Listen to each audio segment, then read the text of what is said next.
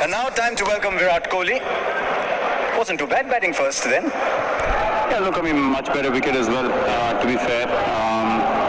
We just spoke about the fact that, in the other two games as well, if we just had 2 overs of that kind of a free-flowing, batting capability that we have, if we had that representation in the last 2 games, couple of overs, then that sends a message across to the opposition that, we're going to put you under the pump, and, when the situation gets tough, we are willing to take a risk. And when we do that, of course, we know how we can play, but sometimes you do give into pressure, and you have to accept that as a side.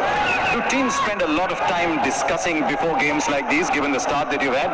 This is how we're going to play, specific roles, we'll keep the batting order flexible, or is that tactical, instantaneous? No, I think it's T20 cricket is a very instinctive game when it comes to batting, bowling, or decision making as well. So we make a lot of decisions on the go. Obviously, the top 3 is more or less set, unless something like today happens where the guys batted brilliantly through to over 14, and then our power hitters become on immediately, right from ball 1, and we saw what they can do with the bat as well. So we do take these decisions on the go, but you don't really decide that you're going to go all out. Obviously, you back the guys out there to do the job because they're so skillful, but sometimes it just doesn't come off. But when it does, like today, we know how we can bat.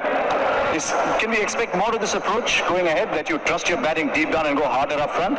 Yes, for sure. I mean, that was the idea from the first game onwards, but to give credit to the oppositions, I think they bowled really well and didn't let us get away with anything. And as I said, sometimes when you do give into pressure, you have to accept that as a side. But look, we are looking in a very optimistic way in what lies ahead, and we're definitely going to play in this manner for sure.